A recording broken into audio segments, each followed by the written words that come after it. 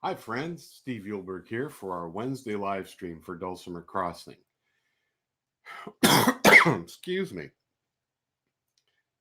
Took a breath in when I was expecting to be saying something out. If you want to join us for the chat, because you're watching this in the front of the Dulcimer Crossing website, go to the live events, log in and go to the live events page, and you can find the link, or you can just join us here on Vimeo where this is live streaming, or you can join us on our Dulcimer Crossing Facebook page where you have the ability to chat along with the questions and or if, with that whatever questions you have. Good morning, Doug. And let's make sure it's broadcasting there. Let's see if we've got the right one up here so I can see the questions. Here we go. Okay.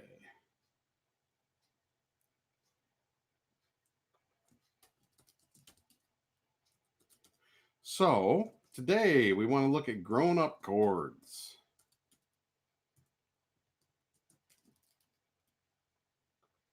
I'm typing in two places.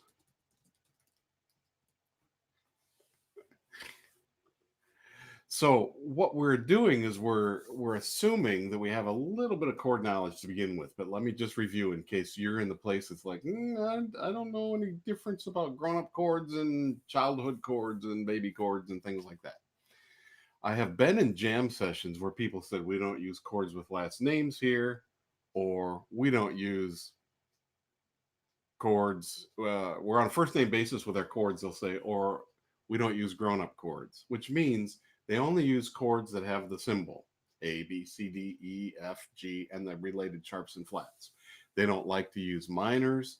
They don't like to use sevenths or any of the fun stuff. Doug's asking about sus fours and nines. Exactly. Those are some of the grown-up chords. Those are some of the fun stuff.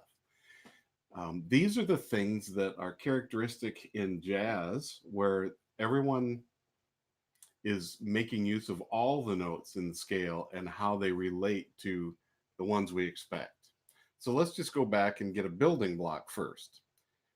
Chord theory is set up so that what we start with is a triad. Triad means three. So in any key that we're in, we expect a chord to have three notes.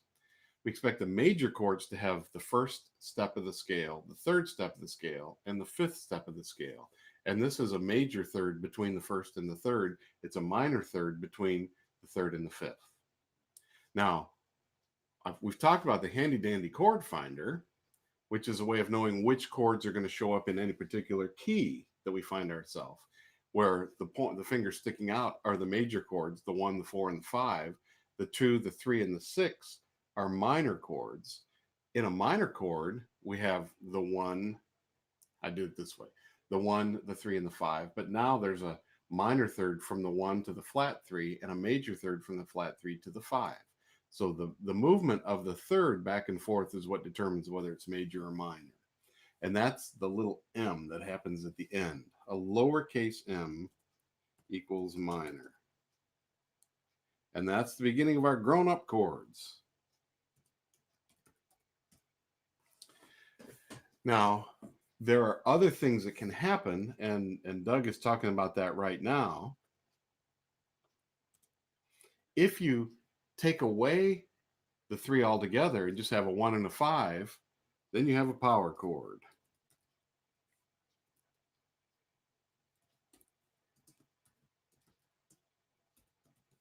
You can't tell if it's major or minor. All you can tell is that there is the root and the stable fifth.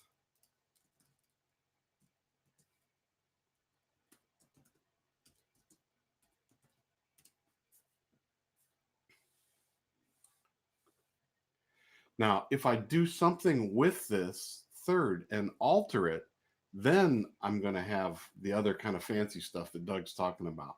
So if I take away the 3 and replace it with a 4, so there's no 3, but I have a 1, 4, and a 5, I've got a suspended fourth. If I take away the 3 but put in a 2, I've got a suspended second. I'd like to demonstrate that for you on the hammer dulcimer so you can hear better how that sounds. So on the hammer dulcimer, if I'm playing in the box, and we talk about that in dulcimer crossing a lot, playing in the box. It's the way the whole board is oriented. And if you're interested in those lessons, join us there, and you'll be able to figure out that.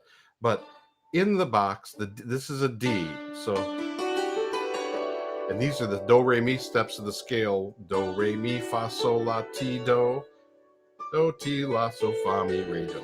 They're also numbered. You could call them by numbers: 1, 2, 3, 4, 5, 6, 7, 8. Now, I mentioned that the regular chord we're going to expect is one where we start with the 1, there's the 3, and there's the 5 on the other side of the 1. That gives us a major chord.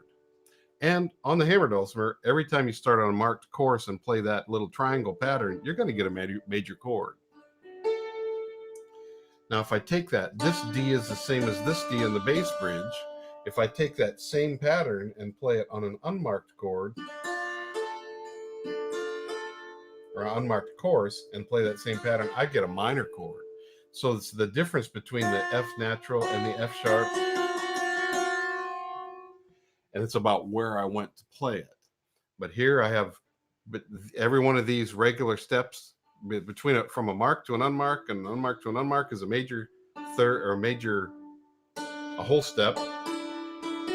But anytime we go from an unmarked to a mark, we have a half step. So from here to here is a major third. From here to here, same as that, crosses over and gives us a minor third instead of a major third. I don't want to get too stuck in there. Oh no.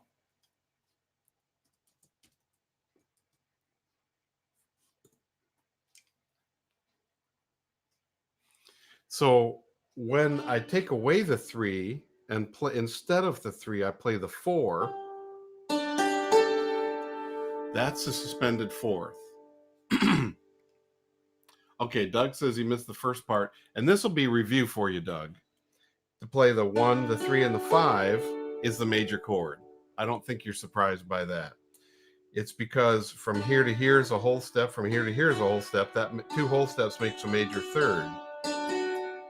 From every unmarked course to a marked course, there's a half step. So from this F sharp to that A is a minor third, because it's 1.5 steps. And this is the same pitch as here.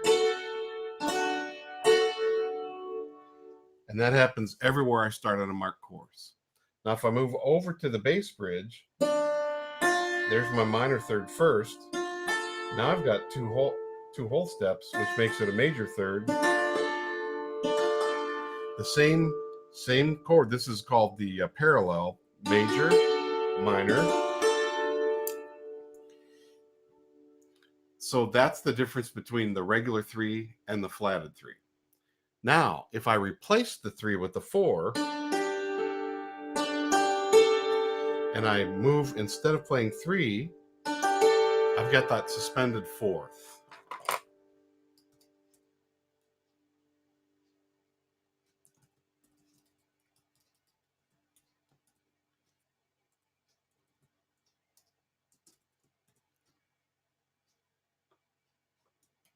And it leaves us up in the air, which is why it's called suspended. We don't know is this major, is this minor? We don't know. That's what we're trying to figure out. So anytime I do that,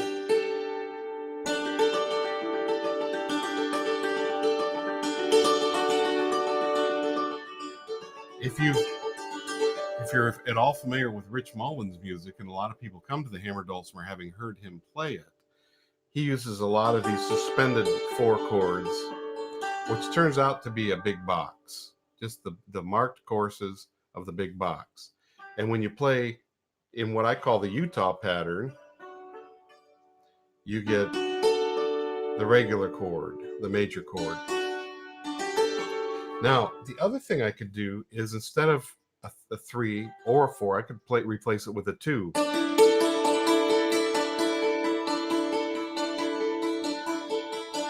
And that is actually the sound of Simon & Garfunkel tune. I'm just going to let it be there for a minute.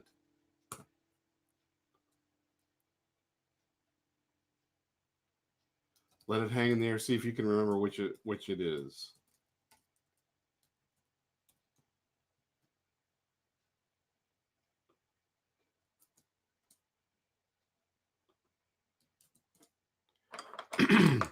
For Emily, wherever I may find her.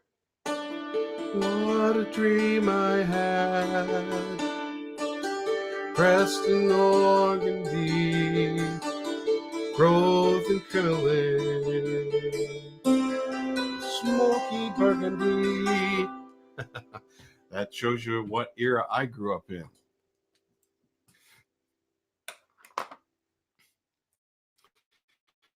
But that suspended second melody, we don't know if it's major or minor. And the suspended fours were really popular when I was growing up. Suspended seconds were really popular in the 90s. Aha. So yes, you're seeing that. Oh, I bet that sounds nice on banjo too. There's tension and it wants to resolve, and it could resolve either to major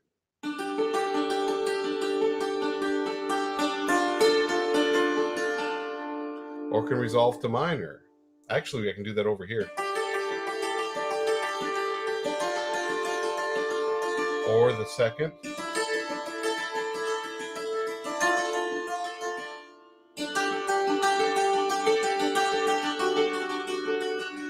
Here's the second.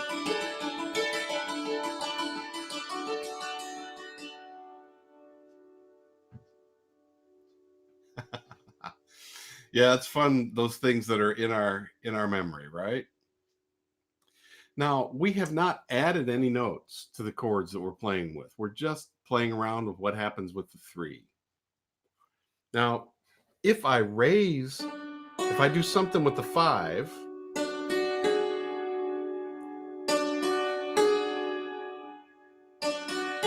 I can augment the 5.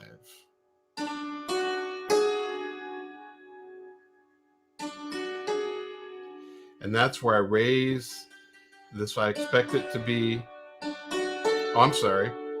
That was a diminished. I lowered the 5 by half step.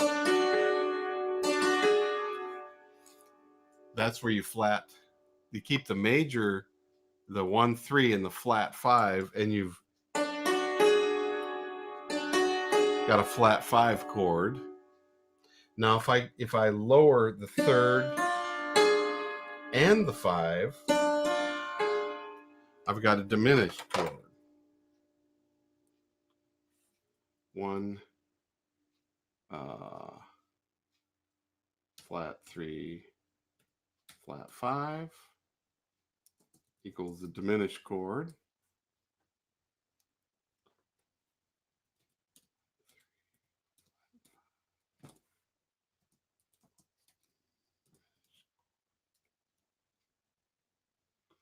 And all I did was move to where these notes are all here. So I'm playing my regular one.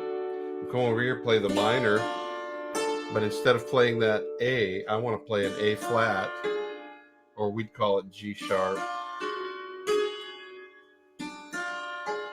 Now I've got the flatted 3rd and the flatted 4, or the flatted 5, and that makes it diminished. It is possible, like I did first, to play the regular 3, and that's just called a flat 5. And I'm using the lowercase b as my symbol for a flat, if you have a question about that.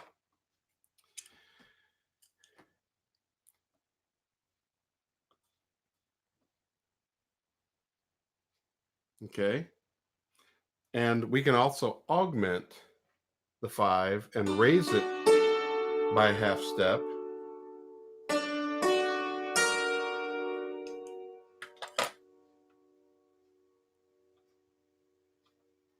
So if we raise the 5, and it gets written this way, either with an AUG for augmented or with a plus sign. And we haven't done anything else yet. We're only talking about the triad. We're taking these first 3 basic notes that we have that are part of the chord. We've changed the third by keeping it normal or lowering it by half step. We've replaced the third and put a 4 in or a 2 in. Now we've lowered the 5 and we've lowered the 3. And we've raised the 5. We've already got all kinds of colors and we've augmented our knowledge. And we've got all these colors that are available for us, which is the whole thing about jazz and chords, is that there's colors that you can use. And I'm not talking about changing voicings or anything. I'm just talking about the actual notes that we have available to us. Now I'm going to share, and this is, I'm going to have this is a handout I'm using for the Berkeley Dulcimer Gathering this week, which is happening on Friday, Saturday, and Sunday.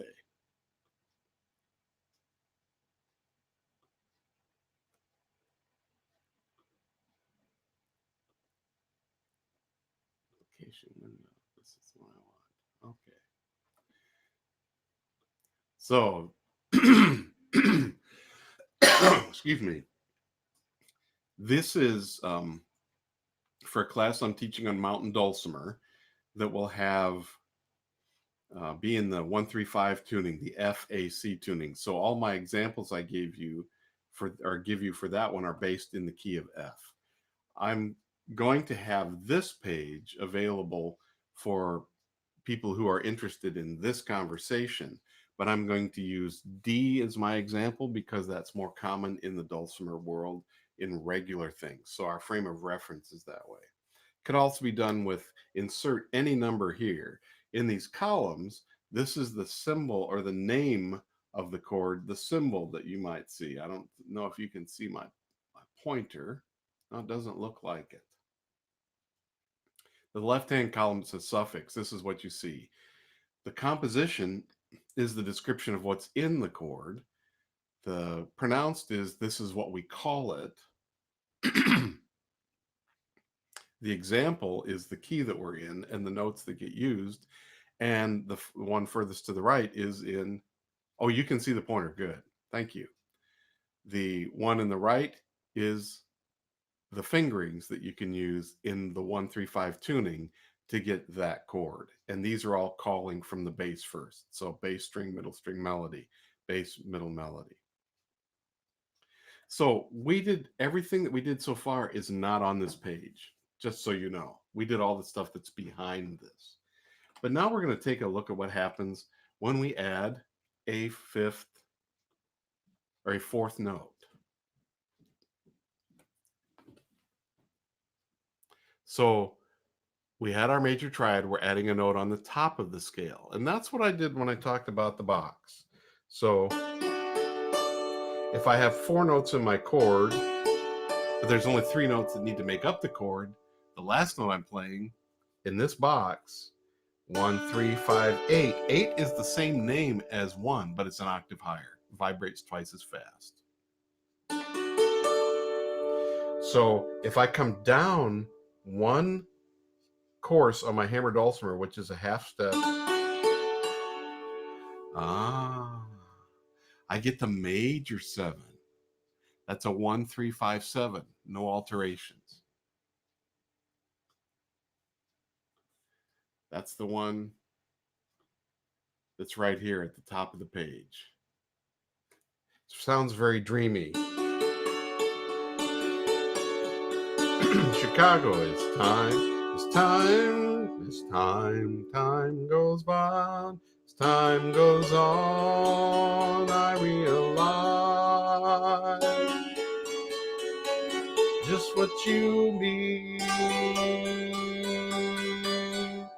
to me. A lot of things in the 70s spent their time with those chords. Very dreamy. Now, let's take a look at what happens when we go a half step away from that. Instead of the major 7, we're going to have the dominant 7. It's so dominant, we don't even say dominant. We just say 7. But if you start on a marked course and skip and play, if you skip up like that, play a ladder shape, skipping every other one, the last note is going to be a half step lower than this one. That gives us the 7 chord. In this case, it's a D7. Oh, that's right. So here's coming down, making the small box, that's a major 7. But now if I start on that same mark and go skip, skip, skip, skip, and I come down, I'm a half step away from that dominant 7 shape. If you use that shape starting on a marked course, that ladder skip, skip, skip, it'll be a dominant 7 everywhere in your hammered dulcimer. And it gives a very different feel than the dreamy one. This is my bags are packed and I'm ready to go to the next chord. There's tension built into that. At least in the Western we had, and then moving in the direction it wants us to go. Or we just put all those chords together and it's blues. So we had a major 7, or it's written with a lowercase, but it always has a maj with it.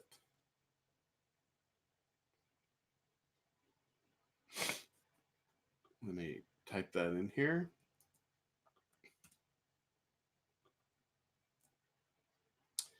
And then there's the dominant 7. I'm going to put dominant in parentheses like I did before, because we don't even have to say dominant. It's so dominant.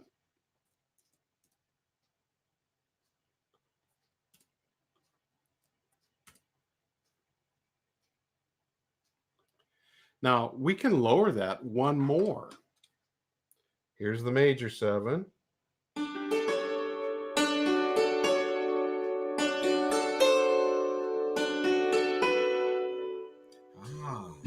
And we can have a 6 chord.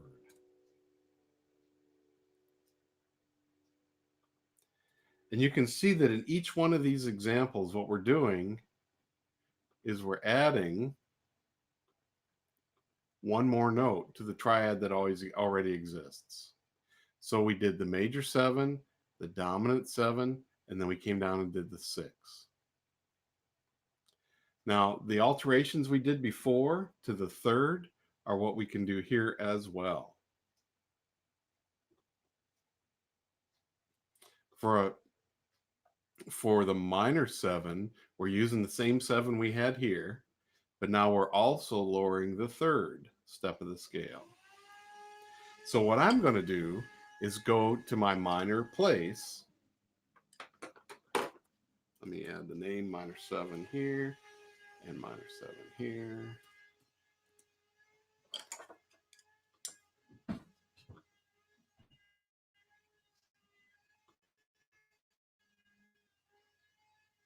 Okay.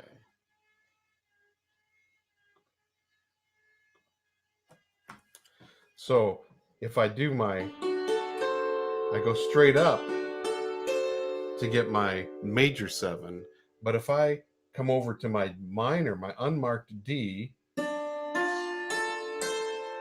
can do the same thing going straight up, or I can do it in a small box.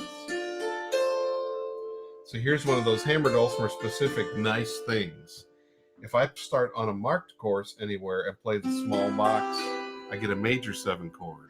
If I start on an unmarked course and play the small box, by small box I mean skip 1 only, cross over and skip 1 only, I get a minor 7 chord. So there's twice as many minor 7 chords on the instrument as major, because for every set of boxes, there's 1 marked course and then 2 minor unmarked courses, and that gives us 2 minor 7 chords. So those are very easy to find, actually. So now I've lowered my 3rd by having it be a flatted 3 and a flatted 7. The 7 still works, but by taking away the major 3rd, it's got a different kind of a quality to it. Minor 7 chords are the key of a lot of jazz and a lot of interesting things, but that chord right there, Summer Breeze by Seals and Crofts. That's where we start. Okay, now let's take a look at the next one. It's also possible to play the minor 7 with a flat 5. Ooh. Well, let's do the minor 6 first because that's a little easier because we're only messing with the third. Let's do the minor 7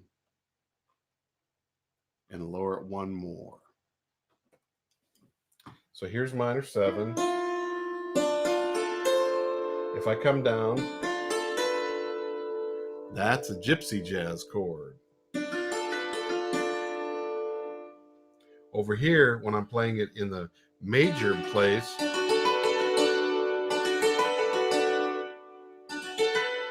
that's the chord that gets done, the Beatles use at the end of A Hard Day's Night. It was a G6 chord. Bum, bum, bum, bum, bum, bum, bum. And it left it hanging at the very end. I heard their producer did not, he told them not to do that, but they did it. Now, if we play minor 6 chords, that shape is everywhere. It's wonderful.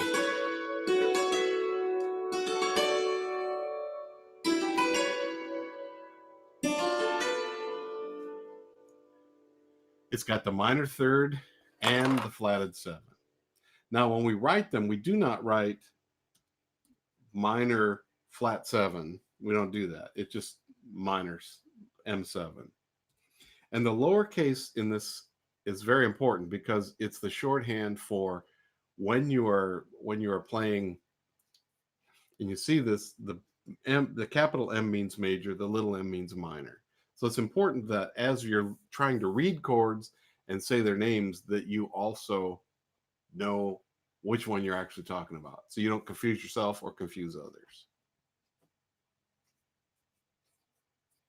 I have some young students will say this is an M7, and I said, is it capital or lowercase? Because just saying it, I can't hear what you're seeing. You have to give me a little more information. So let me just pause. Any questions at this point?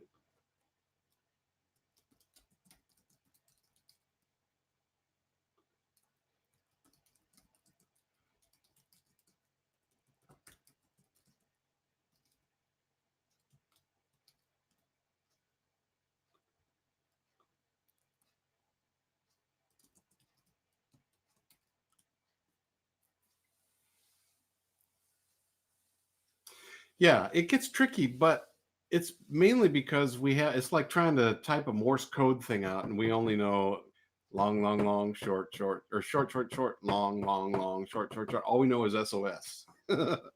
We don't remember all the other things. So it's like being classically trained, there are other names for these things. Most of the time,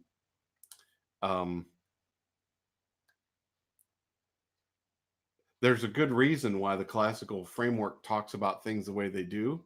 There's also a good reason why the jazz framework talks about things the way they do. And here's just an aside story. At the Old Pal Festival in Palestine, Texas, that Jerry and Margaret Wright run, or ran, because Jerry has passed on now, so now it's just Margaret. But the last time I was there, part of the way they do their workshops is they have sign-up sheets on the wall, and it's not for people to sign up to take a workshop. It's for you arrive and say, I think I'd like to do this workshop, and you just put on in the slot that's available, I want to do this, and then they give you an assigned location for where it's going to be. And I was there the year that Guy George was there, who is an amazing, phenomenal reeds player, as well as hammer dulcimer and steel pan player. But he earned most of his chops playing sax and all the kinds of saxes. And he went to Berklee School of Music, which comes out of the jazz framework. I got my degree from BU, Boston University, which is the classical side of things. I live more in the jazz world or the folk world, but that's the way I'm familiar with talking about things. And so when I was working on my degree at BU, it was a translation process. I had to ask a lot of questions. I would say, well, there's this minor sixth chord, and they said it's not a minor sixth chord. No, no such thing exists. And I said, what do you mean it doesn't exist? Here, you play it like this. And they said, no, it's got this name. It's like, oh, I just need to know what you call things. So I might say, this is a spoon, and they'll say, that's a soup spoon, or a teaspoon, or a dessert spoon. It's uptown. So there's a lot of very clear distinctions for a lot of the things. I'm going, give me a spoon, man. um, so what we did, I said, Guy, how would you like to do a class where we just have people ask us theory questions, and we can talk about it in two different ways? Well, he said, oh, that sounds like fun. So we scheduled it. They put us outside, and it was howling and raining, and they wondered whether or not a tornado was coming. So nobody came to our class. And we were getting buffeted by the wind, and the rain was sneaking in. And so we said, let's go back inside. And we found Ann Lindsay was teaching a chord backup kind of class. She plays keyboards and mountain dulcimer, but for the band that they play in with David Lindsay, the builder of the hammer dulcimers, she plays keyboard backup for dances and things. And so she was talking about theory from a backup standpoint. And we said, Ann, can we join you? Nobody came to our class. And this is what so now instead of just having two ways, we had three ways to talk about things. It was the best class ever for the three of us and for the students. They came out of there with eyes wide open and energy and excitement. And it was so interesting because someone would ask a question, and we'd decide who was going to go first, and they'd answer. And then the other person would say, well, this is the way I would talk about that. And the third person would say, this is, and the people are going, this is like taking a globe and spinning it around, see all the sides all at once. It was so fun to be able to have the three perspectives. So I'm of the school that whatever gets you in at all is a good thing. And then you can round out your knowledge. It's kind of like flat Steve is just, on paper. But as we turn sideways, we can, expand, become a 3D kind of person. So I want my understanding to be that way too. So just Doug, overall, yeah, does the system make sense as we're talking about it? The chord symbol system.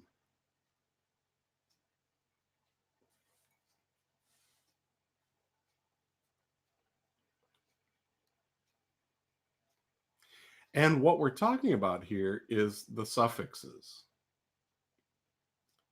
The other way that chords, okay, very good.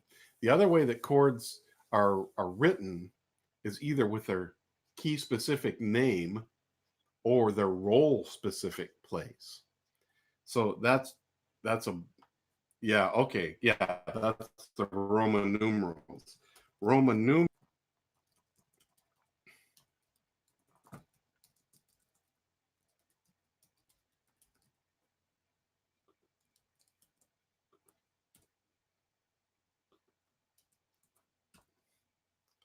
So if I say, like, this is my one, my four, my five, those are going to be capital Roman numerals. My 2 and 3 and 6 are going to be minor, but they can be in any key. They're going to behave the same way in any major key.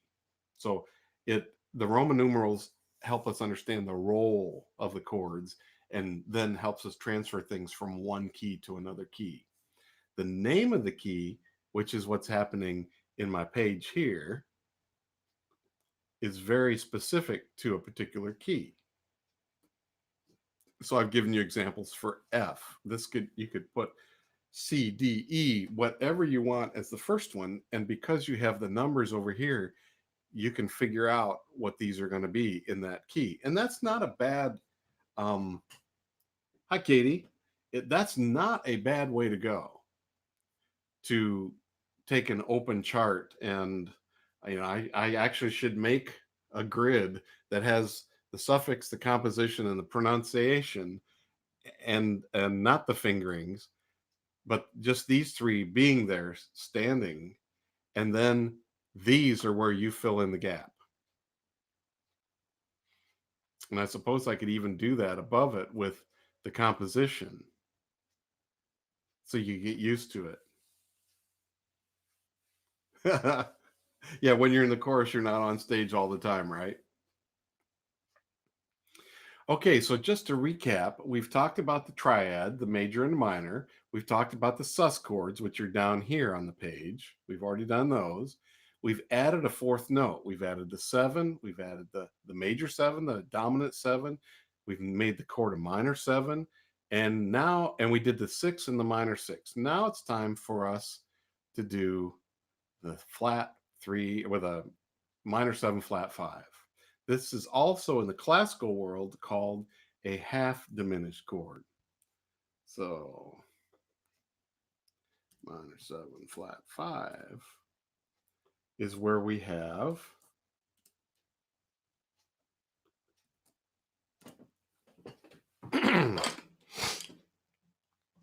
the minor 7 that we talked about before. But we have to make a flat 5. You can hear clearly that chord. I mean, it has a character that just stands out there all by itself. It's not as easy to find on the hammered dulcimer. 1 flat 3 flat 5 flat 7. And to be properly diminished, a diminished 7. So that's why this is called a half diminished, because we've only lowered the 7 by 1/2 step. When we lower it by another half step, it is a diminished 7 chord. And the diminished 7 chords, it's not on this page. The diminished 7 chords are the magic chords because it can be named D diminished 7. It can be named F diminished 7. It can be named A flat diminished 7. It can be named, yes, A flat diminished 7. It can be named B diminished 7. It can be all of those because the relationship between each one of the steps is the same. It's equally divided. And it's the magic chord for transition because it has 4 different names, it can take you in 4 different locations, which is a whole nother conversation, but fun. So that the minor 7 flat 5. That's the minor 7. Has the diminished thing, but the flat 7 on it kind of makes it less brooding. Kind of makes it a little more hopeful or something. Okay, so now let's start adding more notes. If we go to the 9, you can see we have 5 note possibilities now, because if we simply, it's a 1 3 5 flat 7 add a 9. So if we simply add the 9 at the top, so we have, that's nice, but it's an add 9 chord. It's not the dominant 7 9. Now let's do the dominant 7 one. That this relationship right here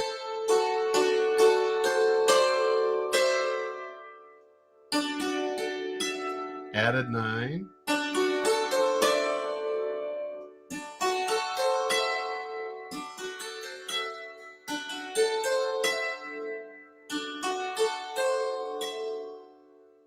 or that would be skip, skip, just keep skipping going on straight up. It adds the next step in the scale past do, but it adds it with the flatted 7 as a part of it. The first one's called an add 9. The second one's called just a 9 chord. And sometimes those get, in some people's writing, they will get mistakenly replaced for each other. People will say this is a 9 chord because it's adding that 9th note, but they forget to include the flatted 7 note also. Now, that note in the scale in a D is an E. I can add it inside the chord too.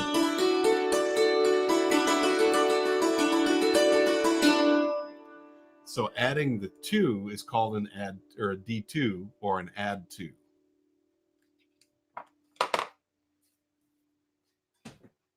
So let me put in here first, add 9.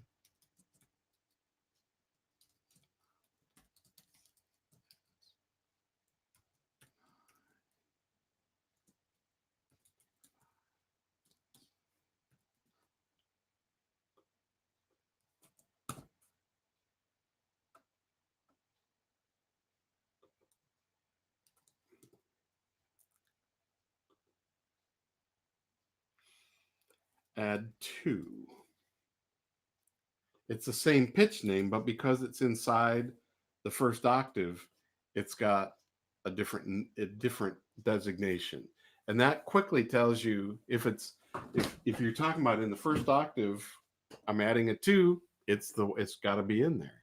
If I'm taking away the 3, it's a suspended 2. If I keep it with the 3, it's an add 2. Okay. Now it is also possible to have a minor ninth. And I think you might be able to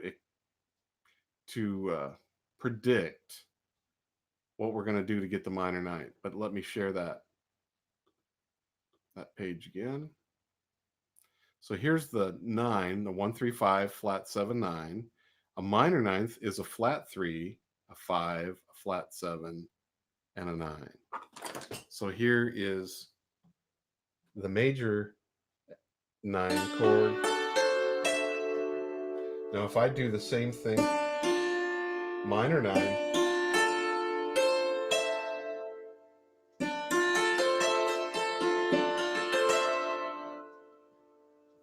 I know you've heard some music somewhere that included that chord. It's jazz is where you've heard it. That doesn't get used that often except in those places. Or people will use that 9 on the top, that flat 3 with the 9 on top in a momentary, let's go somewhere else and see what's happening over there. Okay, yep. Seems like it's always when you're here, Doug. I'm showing you the back of my head, or I'm showing you the page. So here's the regular 9.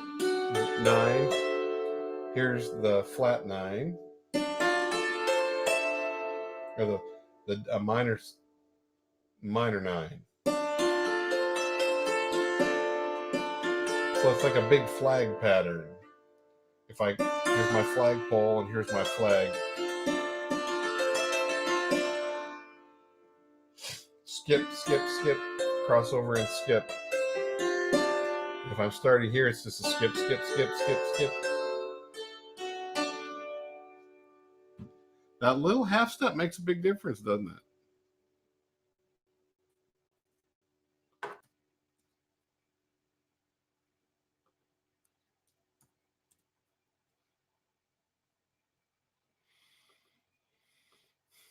Now there's one more that I want to, well, there's two more that we want to take a look at that are on this page. And it's a minor major 7. It looks like a chord that doesn't know what it's supposed to be. And some people, I know the first time I saw it, I thought this must be a typo. How can you have a minor major 7? But I'm just going to pause and let you ponder it for a minute and see if you can figure out why it might be possible to have a minor major 7.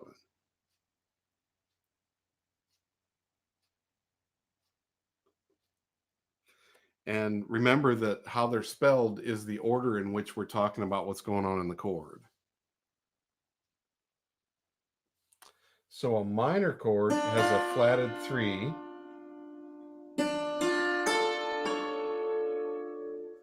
There, we're in a detective film noir now. You know, something's going to happen that ain't right.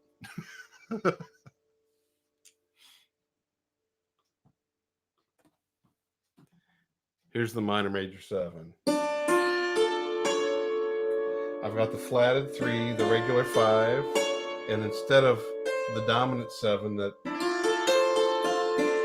It's raised.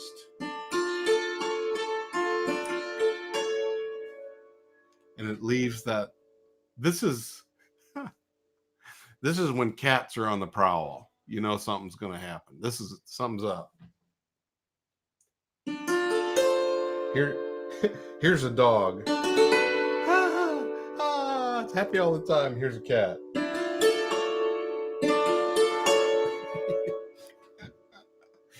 We don't have either animal at our house now. We have had both. And so this is just my experience with me. Yeah, Sam Spade, there you go.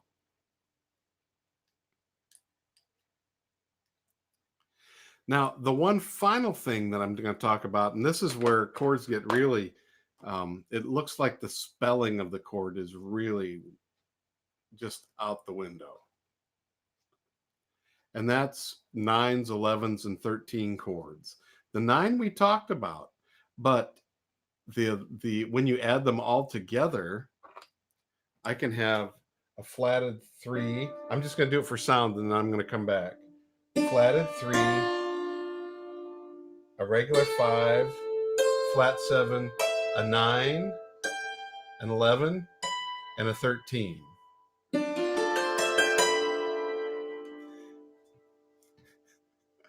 And what's actually happening is we're in the overtone system. If I pluck this note and stop it, if I go around and stop all the Ds that are playing anywhere on the instrument, I still have things ringing. So I have to go stop all the A's because those are the fifth. That's the fastest overtone. And then what actually happens is the E's, all the 2, 4, and 6 notes that are not part of the chord, if you put them in the next octave, those are the next things. Does that make sense? So it's true that anytime you play a note, there's all these overtones available. There's the fundamental and then all the overtones. And the loudest ones are the 5th and the 4th, then the 3rd, and then the 2, 4, 6 also happen in the next octave. And that's like taking, I'm going to play my song, and then I'm going to play, and I'm going to play E.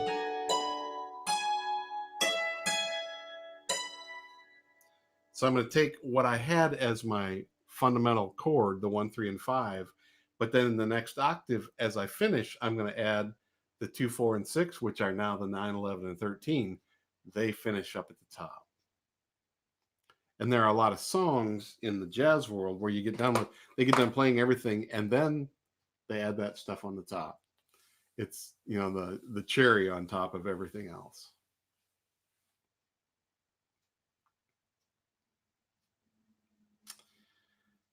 So those are the grown-up chords that I'm prepared to talk about today. You may have some other things that you're interested or have questions with, or you may feel your eyes just glazing over right now.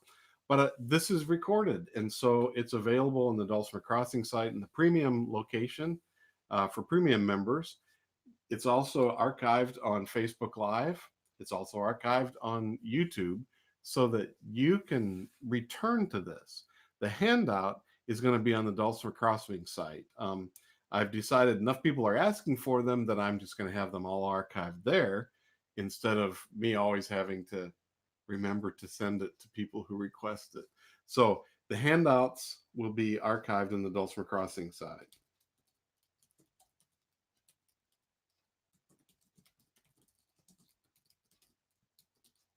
And I haven't worked out where it's going to be yet, but they'll be there, and there'll be some kind of a link to that.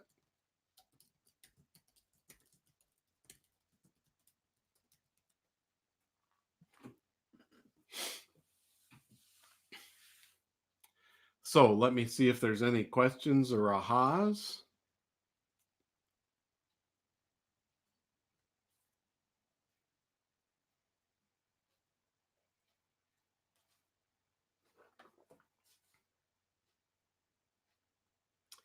Oh, excellent, Teresa.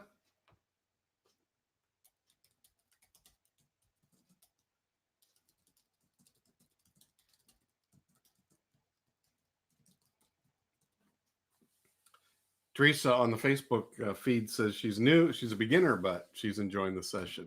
This is the kind of stuff that I don't think is too hard for anyone. It just means we need to be open.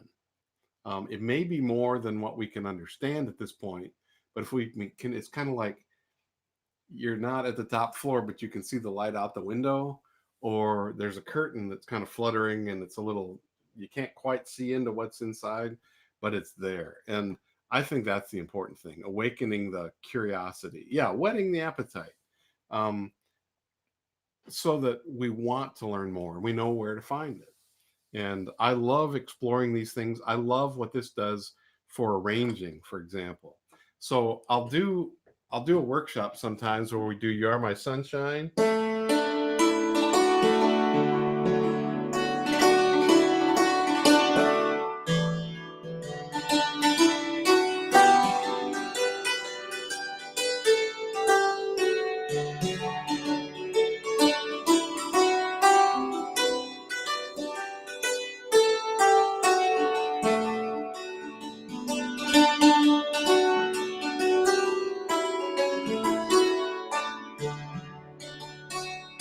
Now, if I had 7 chords,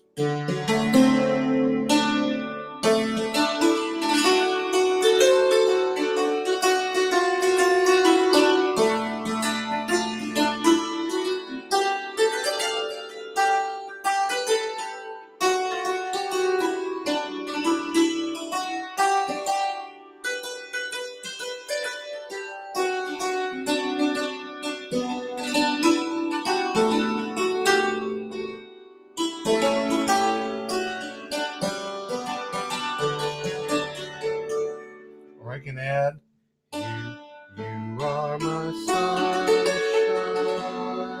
my only sun.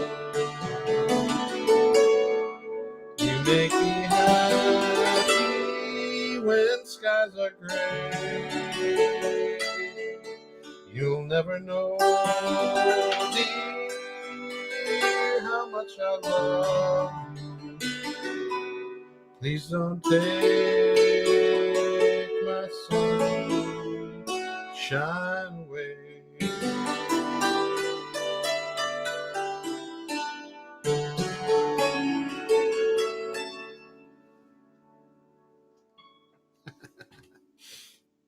So just adding those chord options every time, that's something that my arranging teacher in college, I was a history major, but I was bored with what I was writing, so I took arranging lessons from Dave Wheeler at the Conservatory in Capital University, and took private arranging lessons. And he said, you got to do something besides use those block chords, because if you do that, it just sounds like you're in church all the time, which cracked me up.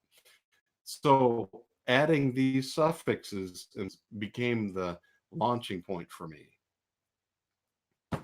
as a way of saying, oh, there's way more here, and I can find my way into it.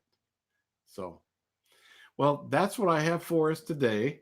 You can always write me at steve@dulcimer crossing if you have ahas. I love to hear about the things, the eye-opening light bulb things that happen.